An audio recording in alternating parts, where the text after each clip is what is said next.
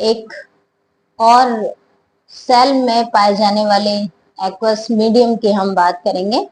और जो शेल है, इसके अंदर जो स्पेस है, उस स्पेस में एक एक्वस मीडियम भरा रहता है जिसे सेल का साइटोप्लाज्म कहा जाता है। जो लिक्विड होता है जिसमें मिनरल्स, वाटर, सॉल्ट और सभी सेल ऑर्गेनेल भी प्रेजेंट होते हैं। तो इसी मीडियम को दो भागों में बांटा गया है। एक वो मीडियम होता है जिसमें सॉल्ट, वाटर, मिनरल डिसॉल्व रहते हैं।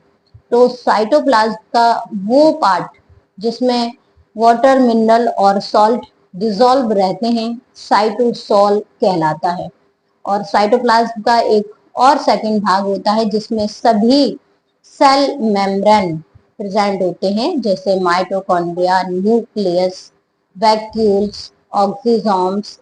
सारे सेल ऑर्गेनल सेल के साइटोप्लाज्म में पाए जाते हैं और इस पार्ट को कहा जाता है कोलाइडल सॉल्यूशन। क्या कहा जाता है? Colloidal solution. तो साइटोप्लाज्म को सेल का जो सेल ऑर्गेनल हैं, इन सभी का होम कहा जाता है।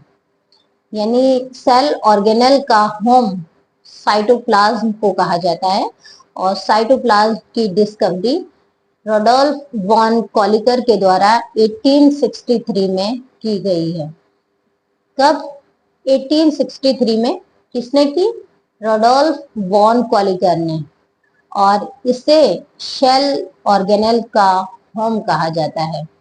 दो भाग हैं, याद रखना है। एक भाग वो होता है जिसमें वाटर, मिनरल, सॉल्ट सभी मटेरियल डिसॉल्व रहते हैं, जिसे साइटोसॉल कहा जाता है। और एक सेकंड भाग जिसमें सभी सेल ऑर्गेनल प्रेजेंट रहते हैं। साइटोप्लाज्म का ये भाग कोलाइडल सॉल्यूशन कहलाता है।